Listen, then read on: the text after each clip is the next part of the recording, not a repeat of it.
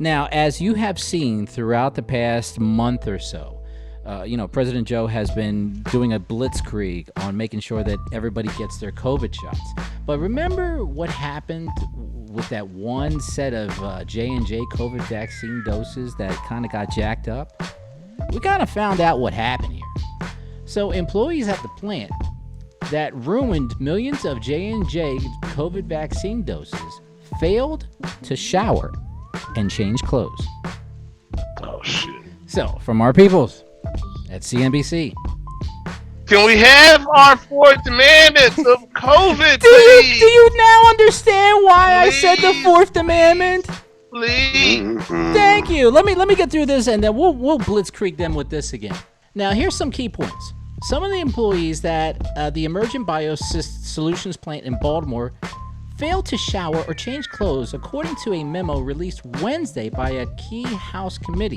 Now, it is required when working in the factory, and it likely played a role in ruining millions of J&J COVID-19 doses. Inspections of the facility conducted last year also flagged problems with mold, poor disinfection of plant equipment, and inadequate training of employees. Even though inspectors found poor conditions at the plant, top executives were awarded hundreds of thousands of dollars in bonuses last year and were praised by the company's board for their leadership, according to other documents released by the committee. So, the Emergent CEO, his name is Robert Kramer, he received a $1.2 million bonus last year, according to a document, while other executives, 3 others, received payments of more than 400 Gs. Now, the government awarded the company $628 million in a contract last year to make the vaccines.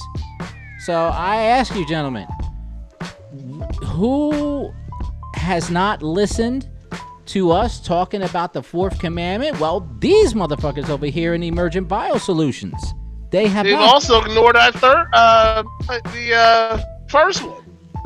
The second one, I think you're trying to say, washing your hands, right? I thought the first one was washing your hands.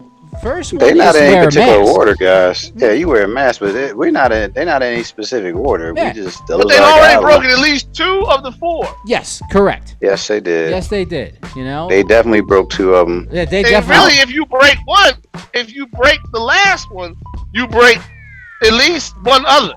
If you break them one, yeah. you break them all. Kind of impossible not to do one with the other. That's true. So technically, you break 2.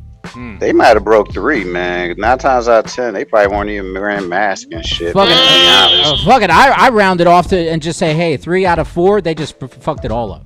Yeah, I would agree. were they? I didn't know they were actually manufacturing it. I thought they were just refrigerating it and distributing. No. I didn't know there's cats were in there cooking it up and Yes, everything. they are. They were cooking it up and everything, and of course, they show some of the a photo of employees wearing their nice little bio gloves and all this other stuff. Look like MC Hammer pants and their parachutes.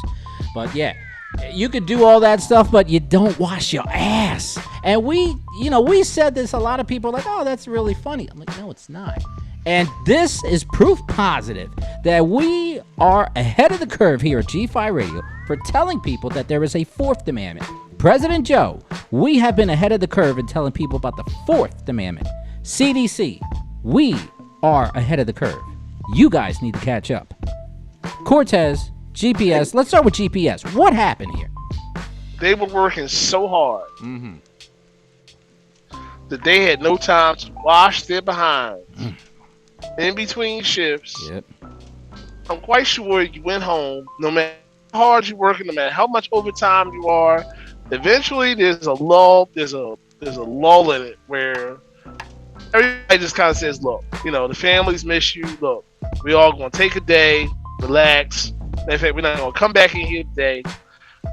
The next day, we're going back at it just as hard as we was today. So whatever you gotta get in, get it in. If you gotta get them 10 nuts in, all 10 in, because you ain't gonna see it for another 10 days, whatever it is, get it all in. Correct.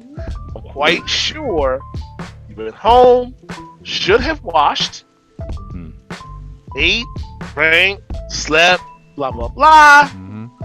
Did you do? Washed again, hopefully, and came back to work. Somehow, between all of that, getting home, eating, mm-hmm. Cashing your check. You just went right on back to work. Just skip right on past the bathroom, huh? Pretty much. With all the pipes running through there. Mm.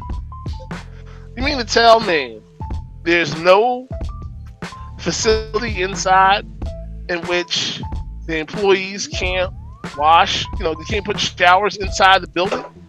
I would say this, in something that deals with a lot of different chemicals, and I could be totally wrong, the only time that I've ever seen a shower inside of, let's say, a laboratory, let's just say if somebody gets something splashed, like some chemical in their eyes or something, then you got to wash it out immediately. But that's as far as it goes.